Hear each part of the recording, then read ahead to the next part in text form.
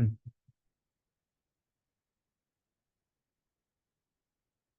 Oke, hari ini kita akan masuk ke topik terkait dengan privacy notice dan choice.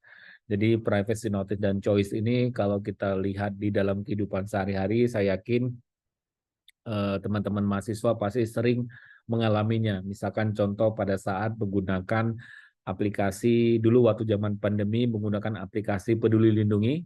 Biasanya sebelum menggunakan aplikasi Peduli Lindungi, pada saat kita mau melakukan instalasi dan segala macam, biasanya ada privacy notice. Kemudian nanti ada privacy choice. Jadi privacy notice itu dia menginformasikan.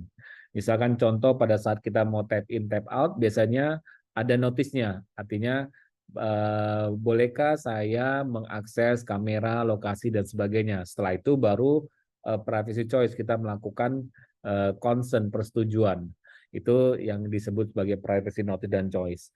Privacy notice dan choice ini banyak saat ini menjadi salah satu concern khususnya bagi para pengembang sistem, developer dan segala macam gitu. Pada saat kita membangun sebuah aplikasi, misalkan aplikasi kita tidak inline atau tidak comply dengan privacy policy-nya Google atau Apple dan segala macam, kemungkinan besar tidak akan accepted dan sebagainya. Nah, mungkin sebagai background kaitannya dengan privacy notice dan choice, pertama tentu dalam konteks Fair Information Practice Principle, ini ada beberapa prinsip yang mungkin common practice yang juga berlaku di berbagai dunia. Jadi ada 6, namun kita bahas dalam konteks ini ada poin 1, 2, notice atau awareness. Notice itu artinya kemarin kita bicara privacy as a control, privacy as a power, privacy as a control artinya subjek data pribadi itu harus diberitahu bagaimana data pribadinya itu diproses, dikumpul dan sebagainya. Itu bagian dari awareness, bagian dari notisnya mereka. Misalkan saya menggunakan aplikasi Gojek. Nah, Gojek harus menginformasikan bagaimana data pribadi saya dikumpul, disimpan, dan seterusnya. Pada saat saya mengakses sebuah website, website itu harus memberitahukan informasi apa yang akan dia proses dan seterusnya. Itu yang disebut dengan privacy notice atau sebagai sebuah awareness. Kemudian yang kedua adalah choice. Choice ini adalah bagian dari tadi konsep privacy as a power, adalah persetujuan kita gitu. Persetujuan kita memastikan bahwa oke, datanya bisa dikirim ke A, B dan seterusnya dan seterusnya. Jadi di topik kali ini kita akan berbicara masalah notice dan choice.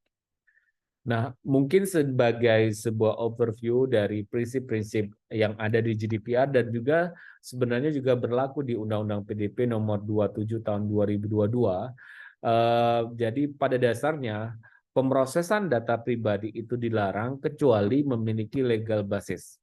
Jadi pada dasarnya, pada umumnya pemrosesan data pribadi itu dilarang kecuali memiliki dasar pemrosesan data pribadi. Apa saja dasar atau legal basis pemrosesan data pribadi? Di dalam GDPR ada 6. Sama halnya juga dengan Undang-Undang PDP nomor 27 tahun 2022. Pertama adalah konsen. Konsennya persetujuan, di mana ya orang memberikan persetujuannya untuk memproses data pribadinya. Kemudian yang kedua basisnya adalah kontraktual. Kontraktual itu ada perjanjian antara A dan B dan seterusnya. Misalkan contoh kalau kita sebagai member gym atau Garuda Frequent Player, biasanya ada kontrak perjanjian bahwa data apa pribadi saya, apa saja yang akan diproses dan seterusnya. Kemudian yang ketiga adalah legal obligation. Legal obligation ini kaitannya dengan bahwa pemrosesan data pribadi itu didasarkan kepada undang-undang atau kewenangan. Contoh misalkan Dukcapil, Dirjen Pajak, Dukcapil memproses data pribadi kita karena ada legal obligation gitu. Artinya kita menyerahkan biometrik kita, semua data pribadi kita kepada Dirjen Dukcapil karena apa? Karena legal obligation gitu. Kemudian vital interest, kaitannya dengan menyangkut aspek kehidupan. Misalkan contoh, ada seorang dokter yang ingin melakukan diagnosa orang yang sedang kecelakaan. Dia bisa memproses data pribadinya dengan data pribadi pasien dengan dasar vital interest. Namun pada dasarnya pada kenyataannya biasanya si dokter walaupun dia pada saat dia melakukan pengecekan, dia melakukan vital interest, tapi ujung-ujungnya dia minta persetujuan dari keluarga dan seterusnya dan seterusnya. Kemudian public interest ini biasanya pemrosesan data pribadi digunakan untuk keperluan publik. Contoh misalkan traffic monitoring, pemasangan CCTV di ruang publik itu kaitannya dengan public interest. Kemudian legitimate interest. Legitimate interest ini pemrosesan data pribadi dengan konteks legitimate interest. Misalkan contoh Vicky punya warung digital gitu. Warung digital yang jual panci, kemudian piring, gayung dan sebagainya. Nah, Vicky bisa memproses data pribadi semua customer yang mengakses website untuk keperluan tadi, keperluan bisnis. Artinya kira-kira kalau hari Senin yang banyak beli apa saja, Selasa beli apa saja dan seterusnya itu konteksnya legitimate interest. Atau seorang kita punya rumah, kemudian kita pasang CCTV di area rumah kita, itu bagian dari legitimate interest untuk keamanan dan sebagainya. Jadi ini legal basis dasar pemrosesan data pribadi.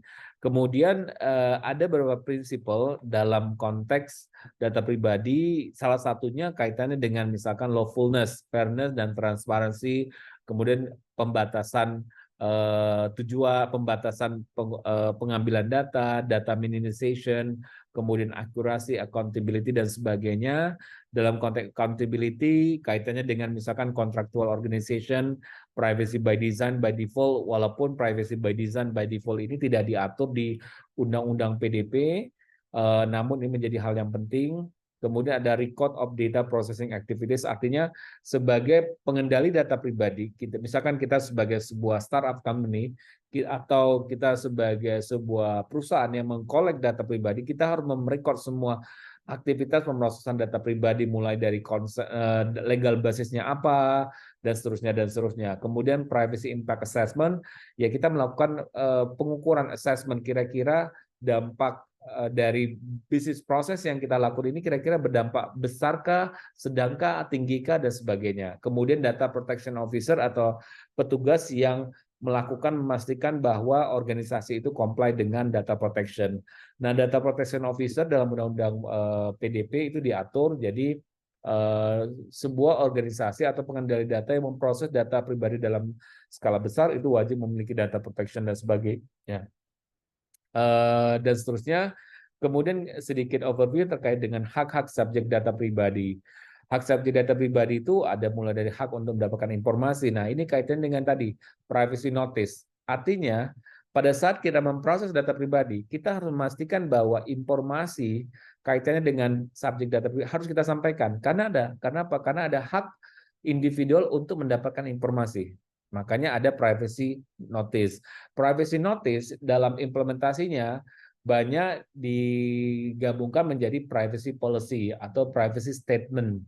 Jadi privacy statement itu biasanya kita punya website ya. Website itu ada privacy policy atau privacy statement, yaitu menginformasikan bagaimana si website ini mengkolek data pribadi. Mungkin nanti coba dibuka misalkan proton.com ya, proton.com. Di situ nanti akan ada itu privacy policy-nya dan sebagainya, nanti kita lihat. Kemudian ada hak akses, rectification, restriction, eraser, portability, objection, dan sebagainya, automatic profiling, dan sebagainya. Namun pada dasarnya bahwa hak individual itu sifatnya tidak absolut. Jadi hak subjek data pribadi itu tidak absolut, tergantung dari legal basisnya gitu. Nah, seperti apa? Nah, itu kita lihat. Seperti misalkan contoh, pada saat kita misalkan contoh kita misalkan menggunakan Facebook, Twitter, Instagram, dan seterusnya. Kira-kira dasar legal basis apa yang digunakan pada saat kita menggunakan Instagram, Facebook, sosial media lainnya? Kira-kira ada yang bisa jawab? Kira-kira dasar legal basis apa yang kita gunakan? Atau yang digunakan oleh pengendali data pribadi seperti Facebook dan berbagai sosial media platform dalam memproses data pribadi kita? Apakah concern, kontraktual, legal obligation, vital interest, public interest, atau legitimate interest? Ada yang tahu? Bisa di typing, silakan.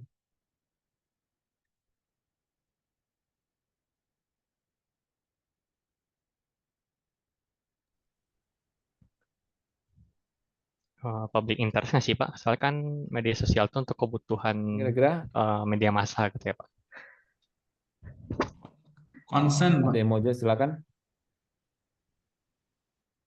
Kalau public interest itu kan untuk tadi kebutuhan publik. Ya, dan misalkan contoh Facebook, Twitter, dan sejenis sosial media platform. Dasar pemrosesan apa yang digunakan untuk memproses data pribadi kita? Konsen, Pak. Consent, yes. Consent karena setiap kita gunakan kan makanya pada saat kita memulai buka akun Facebook dan seterusnya kan kita diminta persetujuan. Nanti kita diminta data ini akan digunakan untuk ini dan seterusnya. Oke. Jadi kalau consent artinya kita punya hak untuk minta data kita dihapus.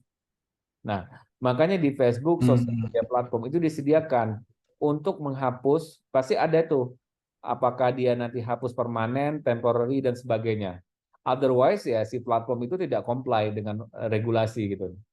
Nah, misalkan kita minta data kita, jadi kita bisa minta data kita dihapus. Kemudian kita bisa sebenarnya meminta data kita dipindahin. Namanya right to portability. Artinya, kalau kita menggunakan Facebook, sebenarnya kita tuh bisa minta, tolong dong Facebook, saya mau sekarang udah nggak mau pakai Facebook lagi, saya mau pakai kompetitornya, itu boleh. Namun secara governance-nya itu aturannya itu belum ada seperti apa sih mekanismenya, tapi di dalam aturan itu boleh. Nanti secara sistem itu seperti apa bisa aja, contoh interoperability, artinya contoh kita WhatsApp ya, WhatsApp. Tiba-tiba dulu kan zamannya BlackBerry. Misalkan kita pakai WhatsApp, saya pingin pakai Instagram dong, segala informasi pindahin ke Instagram. Nah, itu harusnya boleh. Kenapa? Itu karena kita pakai WhatsApp, Telegram itu basisnya consent. Tapi kita tidak punya namanya right to object, menolak. Artinya apa? Misalkan right to object itu ya kalau kita menolak ya udah kita nggak usah pakai lagi. Namanya withdraw, konsennya di withdraw. Artinya kita nggak pakai si sosial media tersebut. Begitu juga dengan kontrak necessity, ini berbasis kontrak. Kontrak ini contoh misalkan tadi saya membership gym A, kemudian tiba-tiba saya mau pindah gym ke pusat kebugaran gym B dan seterusnya gitu. Nah, saya punya hak untuk minta data saya dipindahin. Misalkan saya ke mana ya, ke Fitness First gitu kan. Terus saya minta data saya dipindahin ke misalkan ke Gold Gym misalkan seperti itu gitu. Atau tadi saya misalkan pengguna pasca bayar plat merah gitu. Kemudian saya pindah ke pasca bayar plat biru gitu. Itu saya bisa gitu. Telkomsel misalkan ke Excel dan seterusnya. Itu bisa berdasarkan undang-undang yang ada gitu. Kemudian legal obligation gitu. Legal obligation misalkan contoh kita punya data pajak ya, data pajak di Ditjen Pajak, Dukcapil. Kira-kira kita punya hak nggak untuk meminta data kita dipindahin atau dihapus?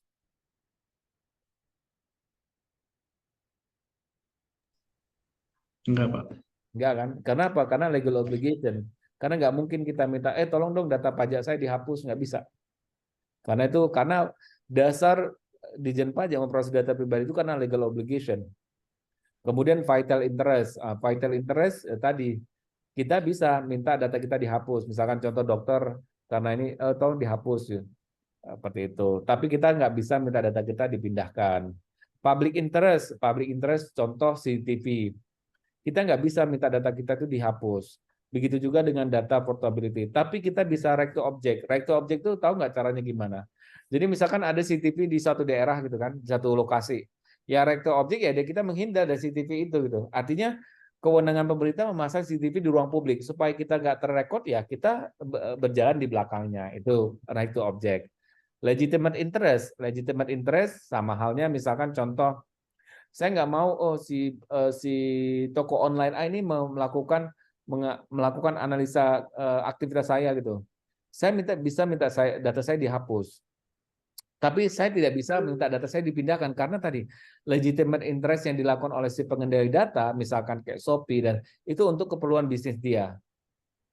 Tapi saya bisa melakukan right to object, menolak gitu, menolak legitimate interest. Artinya, oh saya nggak mau data saya dilakukan profiling dan segala macam. Saya bisa minta right to object dan sebagainya gitu. Seperti itu.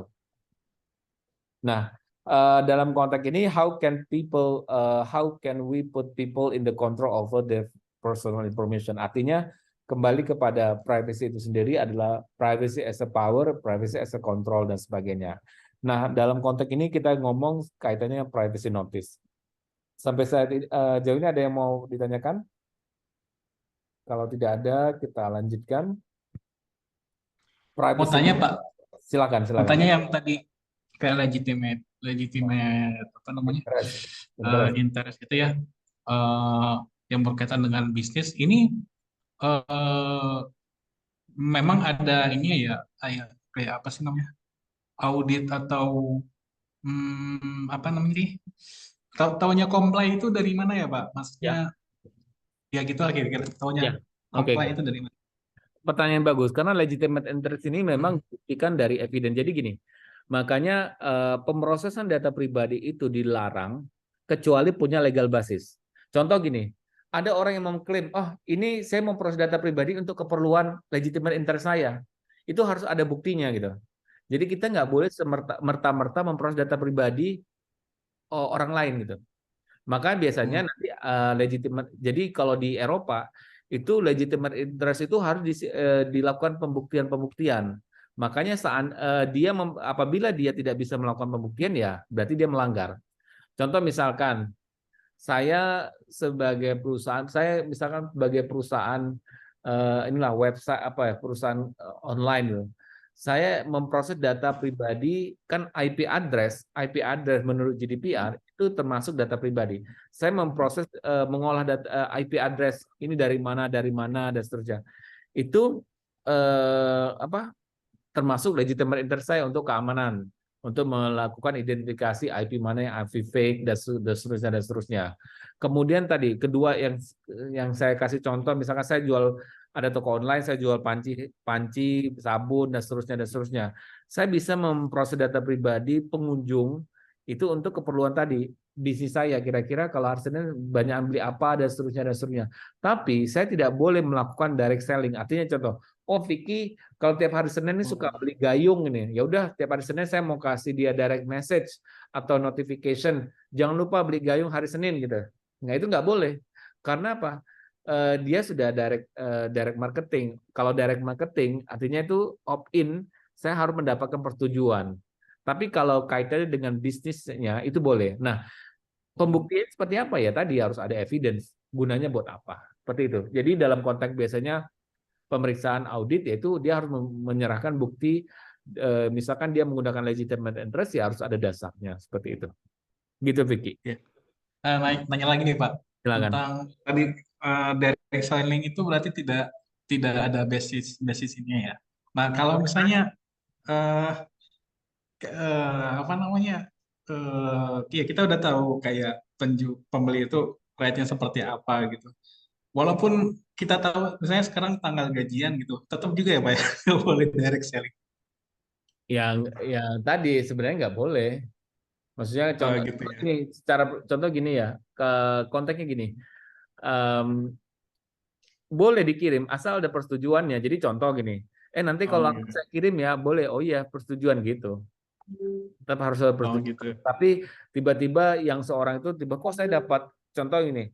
Makanya banyak kasus terjadi penuntutan misalkan di Eropa, misalkan Facebook, kok saya baru ini kok tiba-tiba ada marketing, ya itu yang tadi harus ada persetujuan dari si subjek data tersebut gitu.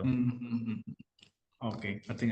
Intinya gitu. Jadi pada saat kita mau direct selling ya harus ada persetujuan. Kita tanya dulu, kira-kira kamu mau nggak gitu. Oke, kalau nggak baru dikirim. Atau biasanya kan kadang-kadang dalam prakteknya itu dia diimpon di awal gitu loh. Notisnya di awal gini-gini nanti kami kirim, nah itu. Nah, kadang-kadang itu juga kadang-kadang menjadi ini ambigu gitu, karena kadang-kadang si subjek data ini nggak tahu kan nanti dia memproses apa, tiba-tiba kok saya dapat ini. Biasanya gitu. Jadi tapi makanya nanti konsen itu harus yang sifatnya non ambiguity, artinya harus pasti gitu. Artinya kalau idealnya pada saat kita mau ngirim ya kita tanya dulu, kamu mau nggak ini dikirimin hasil profiling kamu, jadi kamu bisa terbantukan ini untuk mendapatkan layanan lebih baik. Oke, mau ya, udah berarti kita kirim gitu loh. Harusnya seperti itu, idealnya seperti itu. Artinya untuk menjaga konsistensi, artinya pada saat kita memproses misalkan hasil profiling kita, oh ternyata hari Senin ini banyak bonus ini, kamu mau nggak? Kita, oke setuju ya udah. Kalau setuju dia berarti konsen kita bisa kirim gitu. Seperti itu. Nah, Oke, oke, thank you, Bik. Sekarang kita lanjut ke privacy notice. Nah, privacy notice itu seperti apa? Notice itu kan tadi memberikan informasi ya. Jadi privacy notice itu kaitannya dengan tadi right of individual untuk mendapatkan informasi atau sebagai awareness. Jadi notice itu artinya si subjek data pribadi itu harus tahu datanya itu disimpan di mana, diproses sama siapa, di-sharing sama siapa dan seterusnya dan seterusnya. Dia harus tahu itu. Nah, biasanya di dalam privacy notice itu juga disebutin kira-kira legal basis apa yang digunakan. Nah, kemarin kan kita di week 2 kita bicara privacy as a integrity gitu. Di situ kan ada subjek, sender, recipient dan sebagainya. Itu bagian dari bagaimana membuat sebuah privacy notice. Nah, biasanya privacy notice ini contoh saja. Ini kalau kita lihat di Indonesia mungkin tidak semua website ada privacy notice. Kira-kira di Indonesia ada nggak privacy notice-nya? Atau mungkin di sini ada Aulia. Aulia, di Tell You, websitenya Tell You ada privacy notice-nya nggak? Lebih tepatnya mungkin ke Sarah deh, Pak. Hah? Oh, Sarah ya? Eh, Oh, Sarah iya, ya? Pak. Oke. Sarah, oh kamu di mana? Di Seleo. Aku di Selo, Pak. Selo ada nggak privacy notice-nya? Nggak ada kan? Privacy notice-nya kalau dipakai nggak ada, tapi Privacy policy lah atau privacy statement ada nggak? ada, Pak, kalau privacy policy-nya. Oh ada sih. Nah, kalau Tapi kalau statement nggak ada, Pak. privacy policy-nya nanti bisa ditunjukin ya. Coba nanti habis ini. Nah, nanti mungkin Aulia coba di-share privacy policy-nya seperti apa. Kita lihat. Nah, di dalam ini privacy notice ini biasa disebutin nih, why we are collecting the data. Dia nyebutin kenapa kita memproses data ini. Kemudian legal basis data processing. With whom we will be sharing of the data dan segala macam. Jadi bagaimana proses penyimpanan, bagaimana proses apakah compliance dan seterusnya. Begitu juga dengan ini privacy notice, ini contoh saja. Mungkin sebelum saya lanjutin, ini ada lagi, nanti ini yang mobile. Coba mungkin Aulia bisa sharing nggak itu privacy notice-nya yang Selio? Oke, bentar, Pak. Saya buka dulu.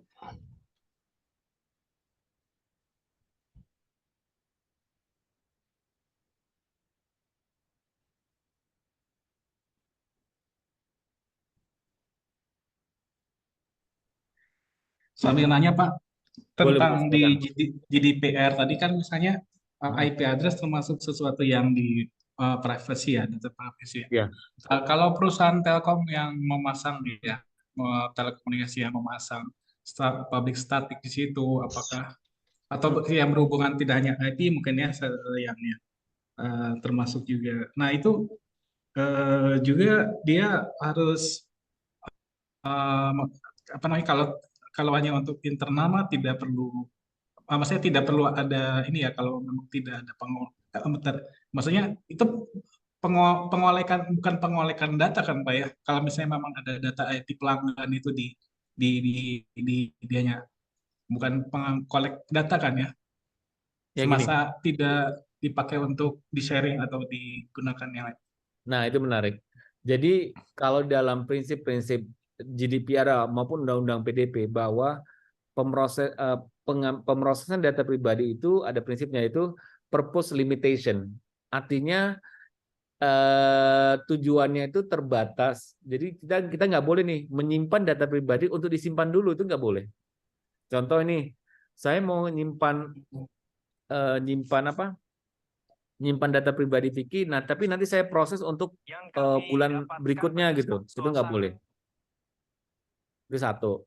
Kemudian kaitan dengan data pribadi IP address walaupun statis, dynamic, berdasarkan GDPR itu termasuk data pribadi. Kenapa? Karena data pribadi itu adalah data yang bisa diidentifikasikan atau jadi data pribadi itu ada informasi atau data yang bisa diidentifikasikan atau dapat yang teridentifikasi atau dapat diidentifikasi baik secara langsung maupun tidak langsung. Artinya apa? Artinya IP address itu kan identifier. Identifier kalau dihubungkan dengan berbagai, misalkan contoh nih MAC address, segala macam, itu pasti akan munculnya bisa diidentifikasikan. Maka teman-teman sebagai ahli forensik ya, tinggal ngumpulin aja identifier, ujung-ujungnya pasti nanti akan ketemu gitu, ketemu individu. Ya itu apakah termasuk data pribadi ya? Termasuk data pribadi. Kenapa? Ya tadi data pribadi adalah data atau informasi yang teridentifikasi atau dapat diidentifikasikan baik itu secara langsung maupun tidak langsung seperti itu. Dengan cara apa? Dengan cara baik itu dikomunikasikan satu dengan yang lain dan sebagainya sebagainya. Itu yang kemarin yang kita bahas di week 2 kalau nggak salah ya. Seperti itu. Oke, kira-kira silakan Aulia. Oke, jadi di sini ada term of services sama ada profesi policy-nya, Pak. Kalau untuk di Stelo, Pak. Ada dua. Okay, privacy consent by using our website, you have to consent to our privacy policy to get the information we collect. Okay, how we use the information provide, operate, okay, log file, okay, dan segala macam. Ya. Okay, Kalau untuk masih di sini, Pak. Di sini kita menerapkannya pakai GDPR juga sih, Pak. Kalau untuk privacy concern nih. Nah, ini menarik. Kenapa pakai GDPR? Ini sebenarnya udah dari, kalau saya sih nggak tahu Pak lebih tepatnya kenapa pakai GDPR. Tapi ini udah dari manajemen sebelumnya udah pakai GDPR. Nah, itu yang tadi. Kan pernah kita bahas di week 1 ya, bahwa kalau privacy notice itu tidak bisa misalkan harus disesuaikan dengan kontekstual yang di sini gitu. Kecuali gini, boleh saja pakai GDPR. Ya mungkin pada saat buatnya itu belum, tapi agak gini. Karena kalau kita kalau mau pakai GDPR boleh saja sepanjang website ini memang ditargetin misalkan untuk EU gitu loh. Misalkan marketnya EU luar negeri gitu. Cara mengidentifikasinya ada nggak di sini bahasa EU atau currency EU? Nggak ada kan ya. Nah ini mungkin agak harus karena gini. Nih itu satu. Kemudian kalau kita assess dengan konsepnya privacy as integrity yang kemarin itu ada sender, recipient, kira-kira udah comply nggak gitu. Itu satu. Nah, coba buka tadi. Nah, ini yang mungkin harus diupdate lagi nih privacy. Karena memang di Indonesia itu pembuatan privacy notice itu masih ya kira-kira gini. Ya udah copy paste aja lah dari yang sana saya masukin gitu loh. Kurang lebih seperti itu gitu. Nah, coba buka ini Aulia, tolong dibukain ini Proton Mail coba. Proton Mail websitenya. Oh, websitenya ya Pak. Proton Mail ya, nanti buka aja Proton. Nah ini buka aja Proton. Coba masuk ke privacy policy di bawah ya. Coba lihat bagian mana ya, di bagian bawah atau di mana? Di bagian bawah atau di mana? Coba. Coba privacy policy harusnya ada. Iya itu coba. Ya privacy policy-nya. Nah ini privacy policy-nya coba bandingin. Nah ini kan. Bandingkan dengan yang tadi Pak. Ya, ini coba aja. Ini kan dia legal framework, data proton. Ini kan lebih gampang kan ya, legal framework. Nah, ini dia menggunakan GDPR. Karena memang apa? Karena memang dia masuknya EU gitu loh. Paham ya? Ya, paham Pak. Karena kan dia kan masuknya di konteks EU. Nah, di Indonesia kita kan belum, walaupun sifatnya GDPR itu adalah extra teritori, tapi sepanjang kalau memang websitenya Telu itu memang ini targeted EU market gitu loh. Ya gitu. Oh, jika usernya itu memang ada di pengguna Eropa, baru comply dengan GDPR gitu ya Pak. Kalau nggak ada ya ngapain pakai GDPR gitu. Ya, contoh gini, saya punya startup nih, startup saya nih, saya anggaplah startup saya ini menyediakan paket tourism. Jadi saya buat platform atau buat website paket tourism. Di dalam paket tourism itu saya menggunakan dua bahasa Inggris, bahasa Eropa lah, Inggris atau bahasa Eropa. Kemudian currency-nya tidak hanya currency itu Rp3, tapi pakai currency euro. Nah, itu artinya bahwa saya targeting EU market. Walaupun saya home base-nya di Bojong Soang, website saya itu harus comply dengan GDPR. Karena apa? Sudah melakukan targeting EU market gitu. Cuma nggak apa-apa, makanya tadi Oke. saya cuma mau exercise kira-kira CLO ini ada orang EU-nya nggak gitu kan, ada orang Eropa nggak gitu kan. Ha, Itu. Tapi ini contoh ke bawah terus. Eh, ini kan dia terus ke bawah, social media network traffic, data prosesor. Ini data, dia jelasin tuh data prosesnya siapa aja. Data prosesor itu tahu kan, misalkan contoh, kalau Celeo pakai apa? Microsoft kan? Iya, betul, Pak. Di dalam Celeo dijelasin nggak dia pakai Microsoft? Enggak, Pak. Nah iya coba. Ini contoh aja. Makanya kalau di sini kan disebutin nggak siapa prosesornya, subprosesornya juga disebutin. Ini third party JDEX, INC dan segala PayPal Group dan segala macam. Jadi kayak pemrosesan data dari hulu ke hilir itu Dijelasin dijabarkan siapa yang mengkonsumsi data, siapa yang apa yang menggunakan data memproses. ini Misalkan gitu ya, contoh Pak. nih, ternyata CLO pakai cloud gitu. Saya sebutin cloudnya apa gitu. Ke sini dan seterusnya gitu. Hmm, Kurang lebih seperti itu. Oke? Ya kurang lebih seperti itu. Oke. Kita lanjut lagi. Nanti Ya, dilihat sendiri siap. lagi. Oke, terima kasih masukannya, Pak. Yang paling penting ini kalau website value ada nggak? Kayaknya nggak ada kayaknya ya. Yang mungkin PR, PR-nya Sarah gitu kali. Nah ini contoh ya, ini contoh dan segala macam. Nah ini kalau kita biasanya di mobile ya. Di mobile itu biasanya ada beberapa contoh ini ya, privacy notice dan sebagainya gitu. Contoh misalkan how privacy. Contoh yang ini ya. Contoh memang bentuk-bentuknya who will have access gitu kan. Seperti ini. Kemudian how can I have the data deleted, which data will be collected, for what purpose dan segala macam. Ini ada explicit consent opt-in dan seterusnya gitu. Kemudian, nah contoh kalau ini example di under GDPR ya. This site use Motomo, misalkan kita menggunakan analysis traffic gitu ya. Itu disebutin, this site use Motomo to analyze traffic and help us to improve your user experience. Ini contoh yang tadi pakai legitimate interest. We process your email address and IP address and cookies are stored on your browser for 30 months. This data bla bla. Nah tadi legitimate interest itu bisa digunakan untuk ini tadi, melakukan traffic analysis dan segala macam. Tapi kita bisa minta ke mereka, tolong dong data saya dihapus gitu, bisa aja gitu. Ini contoh ya. Kemudian contoh privacy notice under GDPR, consent. Nah, ini this site use Motomo to analyze bla bla bla. We process bla bla bla. Accept or opt out. Beda, paham ya bedanya ya? Legitimate interest ini dia ngasih tahu aja gitu. Kalau yang consent, dia meminta persetujuan, setuju atau tidak gitu. Please read our privacy policy. Kayak gitu. Oke. Nah, dari sini ada yang mau ditanyain?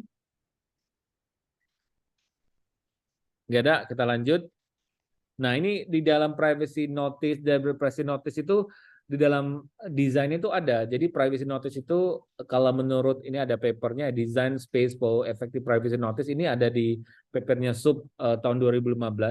Jadi ada berbasis timing, channel, modality dan control. Nah, kalau timing itu at setup, ada nanti at setup, just in time, context dependent, periodic, persistent dan seterusnya. Channel ada primary, secondary, public. Modality visual, auditory, haptic dan machine readable. Contoh. Kira-kira Zoom tadi kira-kira Zoom itu pakai privacy notice yang mana ya? Pada saat saya merekam, kira-kira pakai mana dia? Ada bisa jawab? Tadi kan Zoom kan biasanya kan kita Zoom ini, terus pada saat saya record itu kan dia ngomong sesuatu gitu. Itu kira-kira pakai apa dia? Itu kan, Timing, hah? timing. Modality, Modality, visual modality. auditory, Sama auditory juga ya. auditory kan. This Auditory record ya. has been recorded. Nah, artinya kita aware nih, oh hati-hati nih gitu. Kan gitu. Notice karena kita artinya oh ini rekaman apa ini direkam gitu. Seperti itu. Ada nanti haptic, ada machine readable dan sebagainya. Kontrol, ada blocking, non blocking, decouple dan sebagainya. Nah, kita lihat satu-satu. Nah, kalau timing ini at setup Nah, ini biasanya kalau asset type ini kalau teman-teman kayak pakai Apple pertama-tama tuh baca itu yang panjang-panjang itu. Nah, itu timing itu asset up pada saat awal pertama kali kita gunakan itu. Jadi ada set term, ada tadi term and condition yang tadi disampaikan Aulia itu di awal itu kan. Itu asset up. Tuh. Kemudian ada just in time. Just in time ini would you like to access your contact? Nah, contoh misalkan tadi pada saat kita pakai Gojek gitu. Gojek itu Gojek pada saat kita mau akses ya atau lokasi ya, saya mau akses GPS itu just in time. Nah, biasanya nanti ada tahap-tahapannya. Kemudian ada content dependent. Nah, content dependent ini biasanya tergantung ya konteksnya. Context dependent ini apakah kita mau contoh sorry to interrupt, you haven't changed who can see your post gitu kan. Artinya kita bisa what do you want to share this post with friends, public atau more option gitu. Jadi konteksnya tergantung. Oh, saya mau ini saya hanya teman-teman saya saja. Oh, saya mau postingan ini mau saya share ke publik biar semuanya tahu gitu. Seperti itu. Nah, periodik ini biasanya digunakan untuk location ya. Jadi misalkan contoh location periodik ini, contoh misalkan has been using your location the background. Do you want to continue allowing this gitu kan? Jadi continue dan seterusnya gitu. Kemudian ada yang sifatnya persisten. Nah, persisten ini biasanya ada semacam sign itu persisten, ada color, ada warna dan seterusnya itu timing. Oh ini berarti ada ini nih ada pengiriman gitu atau ada Bluetooth dan segala macam gitu. Kemudian on demand ini kaitannya dengan tadi ya sesuai dengan kebutuhan gitu. Jadi kebutuhan itu siapa aja yang mau lihat aktivitas kita, siapa saja yang bisa lihat kontak kita dan seterusnya. Itu yang kaitannya dengan tadi on demand. Kemudian kalau channel primary, nah primary ini tadi privacy policy yang ada di website, kemudian ada di mobile phone, itu kaitannya dengan channel. Medianya apa sih? Menginformasi notisnya itu seperti apa ya? Tadi melalui website ya privacy policy, kalau di mobile phone juga ada. Secondary, nah secondary ini biasanya kaitan dengan device yang terhubung dengan kita gitu, misalkan handphone, kemudian ada IoT dan seterusnya. Jadi notice misalkan misalkan oh ada yang ngirim atau ada masuk ini, ada contoh misalkan informasi, biasanya kan kita dapat push notif ya, seperti itulah. Kalau public itu biasanya harus ada sign, tanda. Misalkan kalau kita pasang CCTV itu biasa surveillance, under surveillance gitu. Atau biasanya kalau notice yang lainnya misalkan contoh biasanya ada tanda gitu, oh ini lagi menggunakan WiFi dan seterusnya, itu notice informasi bahwa saat ini aksesinya menggunakan WiFi, Bluetooth dan sebagainya. Modality sama tadi, kalau modality ada visual. Ini visual ini contohnya ini ada berbagai macam ya. Kemudian ada auditory tadi this call will be recorded for training purpose. Nah, atau this meeting has been recorded. Nah, itu biasa kita dengar nih suara gitu kan. Ada yang ngomong gitu. Oh, ini notice. Oh, berarti ada yang rekam atau segala macam. Haptic biasanya ada getaran-getaran gitu. Gitu kan. Kemudian mission readable ini biasanya kita lihat di platformnya apakah website ini sudah comply dengan privacy preference enggak gitu. Biasanya dilihat di mission readable formatnya seperti itu. Kemudian kalau kontrol ada kontrol ini kaitannya dengan blocking, non blocking dan decouple. Nah, blocking itu hampir sama seperti dari timing. Artinya blocking itu artinya would you like to contact your address, kalau kita tidak don't allow ya berarti kita nggak pakai gitu. Jadi contoh juga pada saat kita misalkan saya ingin mengakses mengakses platform ini once a time, itu kan once atau once periodic atau apa gitu kan, ada berapa tiga itu ya saya lupa, ada berapa tiga itu pilihan itu. Jadi kita down low ya berarti kita nggak bisa akses kontak. Kalau down low location ya kita nggak bisa pakai misalkan Gojek dan sebagainya gitu. Kemudian di blocking itu tadi, di blocking itu ya kita tadi menentukan kira-kira postingan kita itu kira-kira mau ditujukan siapa, apakah publik, friends, family dan sebagainya gitu. Di Kapo sama tadi hampir tadi yang kaitannya dengan channel dan timing tadi di Kapol ini artinya kira-kira kita mau setting yang mana misalkan mikrofon, kalau Google Map ya udah saya matikan, kalau ini saya hidupin dan sebagainya. Jadi kita melakukan kontrol kira-kira mana yang mau diaktifkan dan seterusnya. Nah, ini beberapa layer example UI UX untuk iOS. Biasanya just in time, primary visual blocking. Nah, ini biasanya modelnya seperti ini nih. Would you like to access your contact atau would you like access your camera? Misalkan pada saat kita pakai perlu dilindungi waktu zaman pandemi COVID gitu kan. Kemudian ada yang predict primary visual, ada yang ad setup primary visual ini tampilan seperti ini, ada yang on demand dan segala macam. Itu yang disebut sebagai privacy choice. Ada yang ingin ditanyakan nggak?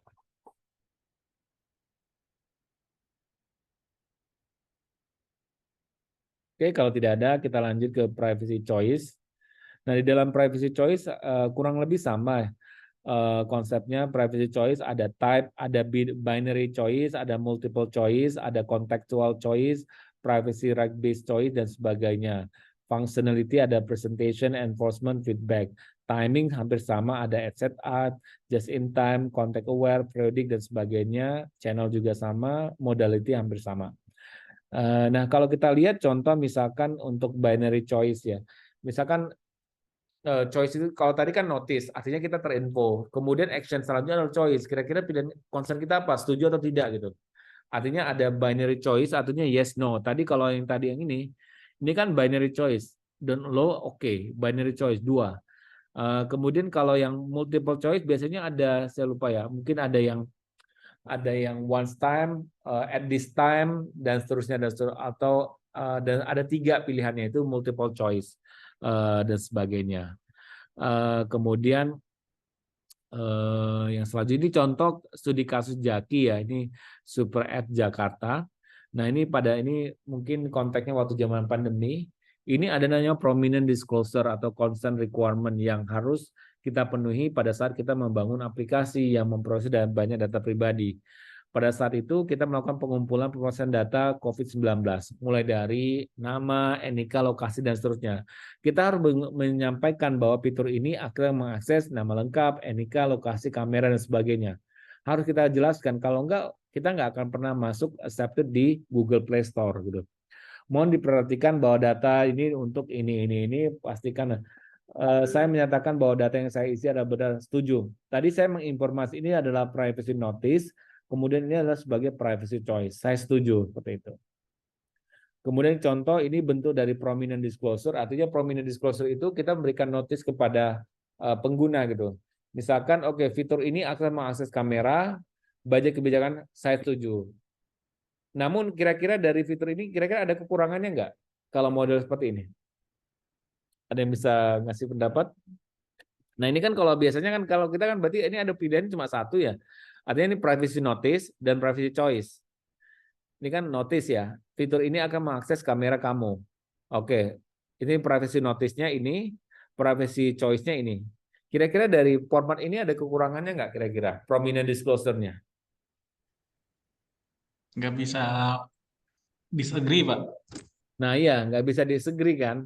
Artinya kalau disagree gimana? Nah masalahnya kalau disagree berarti ini nggak bisa pakai kamera kan?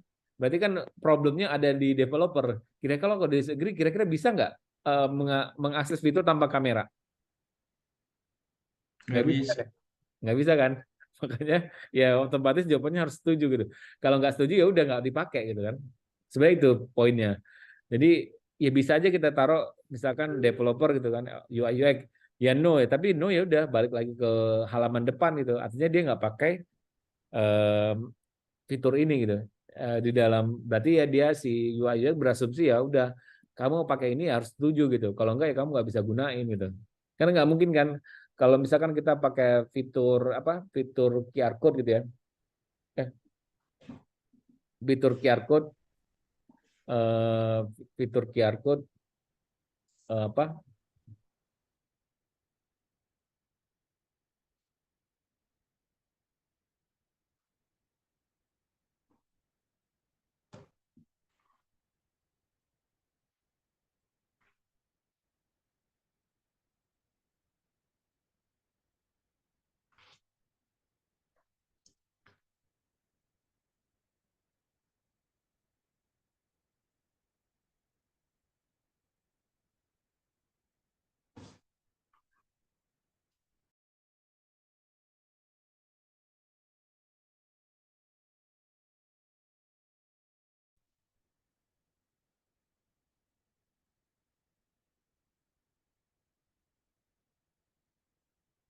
Ya, oke.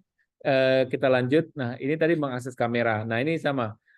Fitur ini mengakses dan menyimpan hasil tangkapan kamera serta menyimpan dan seterusnya gitu. Fitur ini mengakses lokasi kamu gitu. Artinya ya kalau nggak akses lokasi kamu kan kayak Gojek kan nggak bisa pakai Gojek kan, GoFood nggak bisa Gojek kalau nggak mengakses lokasi kan nggak bisa dipakai kan, benar nggak? Seperti itu. Ini contoh lagi nih, ini contoh aja nih. Ini fitur ini mengakses menyimpan, ini kasih notice, ini choice, notice, choice, notice, choice, notice, choice seperti itu. Nah mungkin di sini yang developer siapa nih yang bisa sharing? Silahkan. Kira-kira yang punya pengalaman memproses data pribadi. Ya, Vicky, siapa yang developer? Atau UI UX?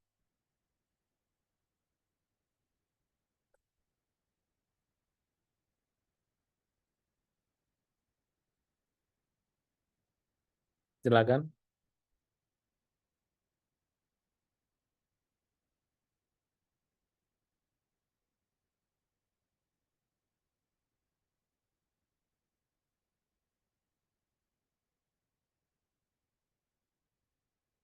Oke, nggak ada, kita lanjut aja dulu.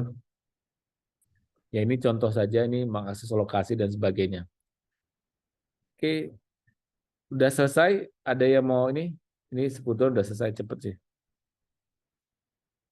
Oke, sampai sini ada yang ingin ditanyakan? Mungkin siapa? Vicky, Vicky kamu kan ini developer. Iya, Pak. Ya coba kamu cerita gimana punya pengalaman misalkan pada saat kamu memproses data pribadi, terus apa aplikasinya tidak ini ya, APK-nya tidak accepted, tidak rejected gitu, atau gimana? Mungkin Ya, waktu itu seringnya bikin aplikasi yang menggunakan GPS ya, lokasi lokasi di handphone ya. Itu apa namanya? eh, Pasti ada mensyaratkan ya, Android-nya juga mensyaratkan harus ada secara eksplisit gitu privacy privacy notice dan privacy apa choice. Cuma ya itu tadi, kalau misalnya nggak di nggak disetujui oleh user ya nggak bisa dipakai gitu sama sekali aplikasinya, karena memang bergantung pada GPS location ya, memang, karena aplikasinya aplikasi survei ya. Jadi di sini memang eh, mungkin perlu perlu dibedain kayaknya ya, maksudnya perlu dibedakan penggunaannya di lapangan, mana yang memang itu HP atau tablet untuk kerja gitu ya, maksudnya memang untuk dilakukan untuk bekerja ya, dan mana yang untuk pribadi gitu. Jadi di situ saya pikir kayaknya memang eh, akan apa namanya akan oh ya, kedua itu makin ke sini Android itu makin membatasi ya, terutama untuk penulisan ke lokal. Kalau dulu membaca itu juga, membaca tidak perlu izin permission ya dari user, tapi sekarang nih eh, menulis sudah pasti ya kalau perlu izin. Nah, membaca juga itu perlu permission dari user. Semuanya juga pasti akan ada privasinya gitu, Pak. Kalau yang iPhone saya belum belum pernah ya. Sama saya karena nggak punya compiler ini juga Mac OS. Jadi ya lebih pernah sering rejected nggak? Pernah rejected nggak? Maksudnya pada APK-nya, misalkan Google pakai Android berarti ya? Ya, Android. Atau accepted, misalkan contoh tadi pakai kamera itu ada privacy notice-nya nggak dalam proses journey prominent disclosure-nya pada saat kamu Oh, bangun nah app-nya? itu apa namanya? Jadi masih mengandalkan privacy bawaan dari ini aja, bawaan dari Android-nya ya. Simple banget tadi, cuma apa namanya, lebih banyak ke single choice ya. Oh, Setuju, setuju, setuju aja karena memang harus dipakai itu.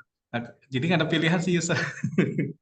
Nah, user nggak ada pilihan enggak, gitu. maksudnya pada saat gini, pada saat kamu bangun apps ya, misalkan contoh nih, pada saat contoh misalnya, pada saat kita pertama kali pakai ini ya, pakai Google gitu, Gojek, itu kan biasanya muncul tuh pop up, oh saya mau akses kamera, atau pada saat kita biasanya pada saat kita mau akses aplikasi pertama kali, biasanya itu ada opsinya tuh, dia kasih notice, mungkin notisnya di awal, cuma dikasih Ya. choice, kira-kira menggunakan ini, saya nanti ada di paper deh tuh, ada once time, for while atau segala macam itu ada tulisannya tuh, ada 3 gitu. Nah, Ya, ya. apalagi kalau misalkan mengakses data-data yang sifatnya pribadi, data kesehatan. Nah, itu biasanya aplikasinya itu pasti sama si Google itu di review tuh privacy policy-nya. Kalau nggak Betul, sesuai betul, itu biasanya ya, rejected itu. betul Pak. Gitu. Ya, kalau di Google Play pasti nggak akan ini ya, nggak akan pas ya. Eh, Ya nggak ada karena ya di filter, ada static analyzer-nya, dibaca itu apa aja permission yang diminta. ya. Kalau tanpa ada itunya kayaknya nggak bisa lolos Google Play. Itu Pak. Oke, good. Thank you. Ada yang bertanya? Kalau tidak ada, kita lanjutkan untuk reading group. Di sini ada 2, Vicky sama siapa ya? Vicky sama Sama Torik Pak, Torik yang Torik, Torik Putra atau Torik satu lagi? Torik Putra, Torik Putra Pak. Oh, sama Torik Putra ya. Oke, berarti Vicky Iya, Pak, sama betul. Torik Putra. Oke, silakan saya serahkan kepada Pak Erja. Monggo, Mas Erja. Baik, terima kasih Pak Yudhistira.